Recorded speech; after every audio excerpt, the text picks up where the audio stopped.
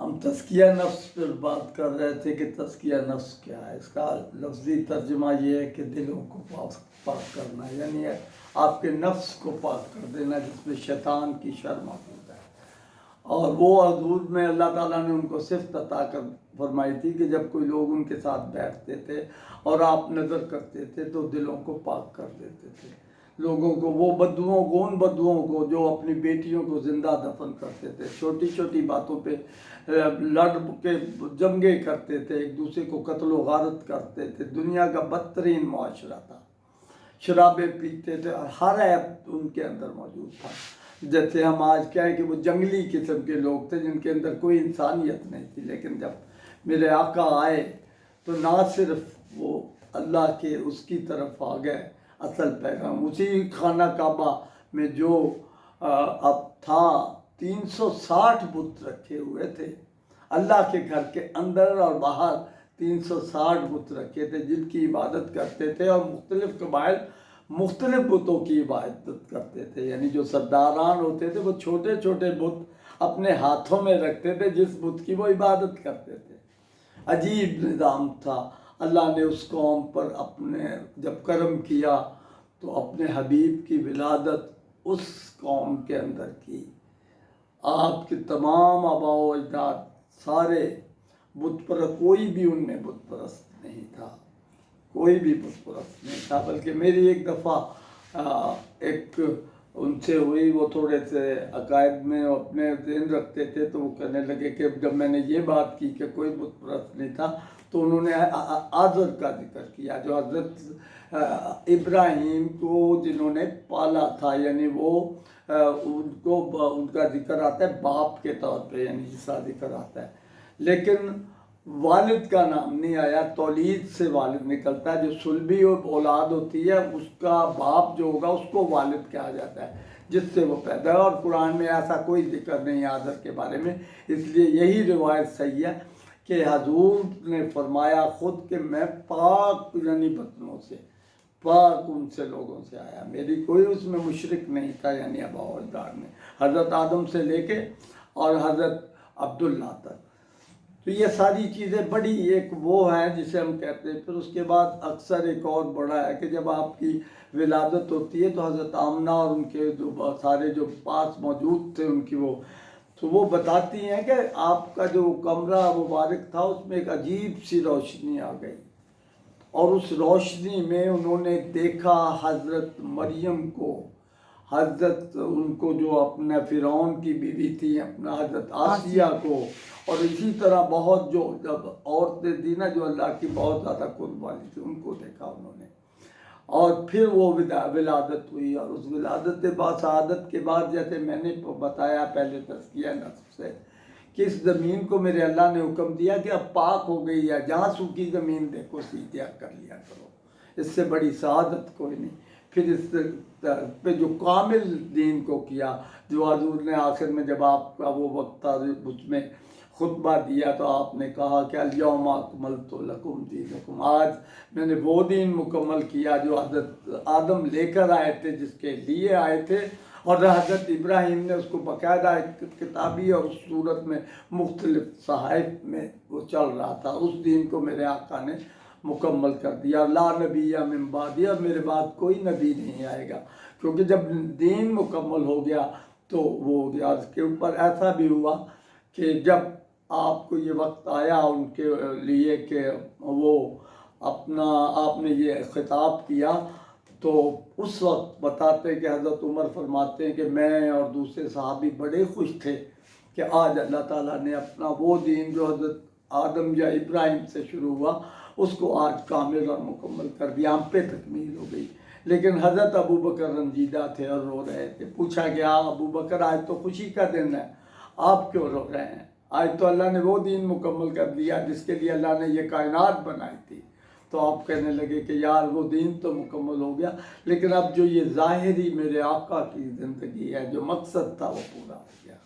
اب آقا ہم میں زیادہ دیر نہیں رہیں گے. یہ محبت تھی کہ وہ ایک خاص کیفیت ہوتی ہے، تو اس محبت کو بیان کرنا قرآن میں متعدد جگہ حضرت ابو بکر صدیق کا ذکر آیا ہے، اور وہ ثانی حسنین اسی طرح، اور وہ غار کا ذکر آتا رہا۔ یہ بڑی خوش قسمتی ہم سمجھتے ہیں کہ اگر کوئی پیغمبروں کے بعد کوئی ہستی ہے تو وہ میرے حضرت ابوبکر صدیق رضی اللہ تعالیٰ عنہ کی۔ اور پھر آپ کے جب وصال ہو گیا تو میں نے جو تاریخ کے مطابق پڑھا کہ آپ کہ ان کی جو حضرت عائشہ فرماتی تھی کہ میرے بابا کے اندر ایسے آواز آتی تھی جیسے کوئی چیز پک رہی ہو، وہ محبت تھی، وہ جیسے اندر کی جو کڑن تھی۔ اور آپ اس کے بعد جو وہ آپ پر خلافت کا بوجھ پڑا، اور اس کے بعد جب میں کبھی پڑھتا ہوں تو مجھے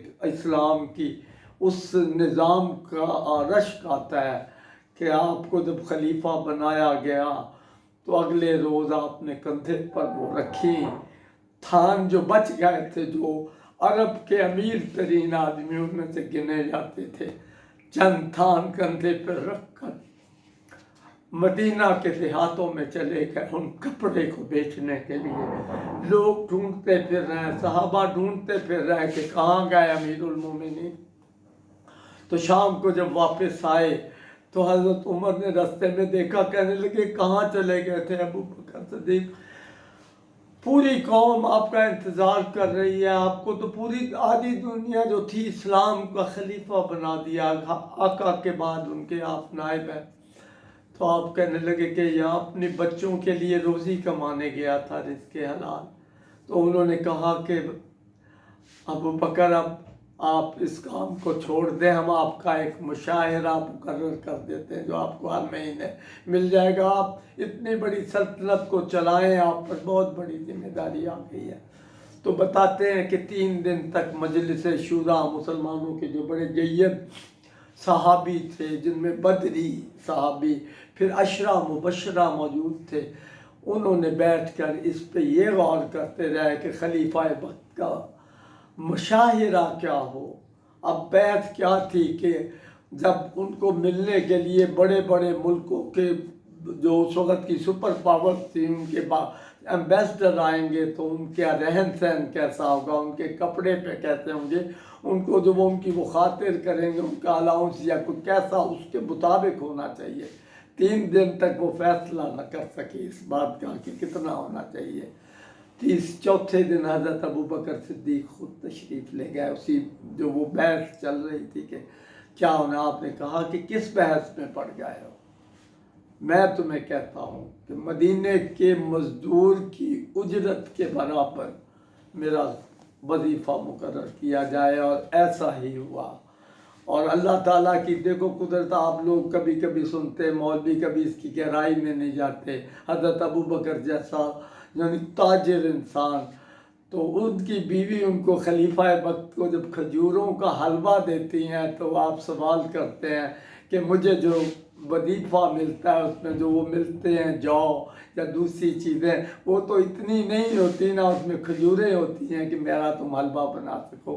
تو اس پر جواب میں آپ کی جو وہ تھی، اللہ تعالیٰ ان کے درجات بلند فرمانے لگیں، امیر المومنین میں جو آتے تھے روزانہ اس میں سے ایک مٹھی جو بچاتی تھی، اور مجھے پتا تھا کہ آپ کو کھجوروں کا حلوہ بہت پسند ہے، لہذا میں نے وہ جو بیچ کر کھجوریں خریدی اور آپ کے لیے حلوہ تیار کیا۔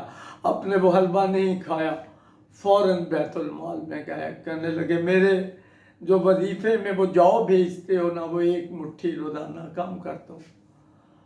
حضرت عمر کو جب بنایا گیا اب خلیفہ آپ کے وصال کے بعد، تو آپ فرمانے لگے ابوبکر نے اتنا سخت معیار قائم کر دیا کہ اس پر شاید کوئی پورا ہی نہ اتر سکے۔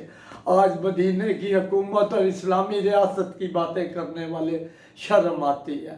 مجھے کچھ پرانے ایک عطا اللہ شاہ بخاری کا بات یاد آ جاتی ہے، تو ان سے جب کہا گیا کہ آپ اس کی حمایت کریں مسلم لیگ کی، ان کی اپنی پارٹی تھی حرام، تو وہ کہنے لگے کہ جو لوگ اپنے 2.5 من کے جسم کے اوپر اسلام لاگو نہیں کر سکتے، وہ کیسے پوری ریاست پہ دین لاگو کریں گے؟ حقیقت یہ ہے کہ ہم آج جو بھی کچھ تھا کچھ نہیں کر رہے ہیں۔ اگلا انشاءاللہ مزید ٹاپک پھر کریں گے۔ آج کا ہم جو یہ ہے ایک اپنا ہمارا ٹائم جو ہمیں مقررہ ملا تھا وہ پورا ہو رہا ہے۔ میرے لیے دعا کیجئے کہ اللہ تعالیٰ जितनी ज़िंदगी है कोई हक के लिए बात करते रहें, कोई कमी बेशी हो गई हो इसमें तो खुदा के वास्ते मुझे माफ़ कर दीजिए। ममा है ना बनो।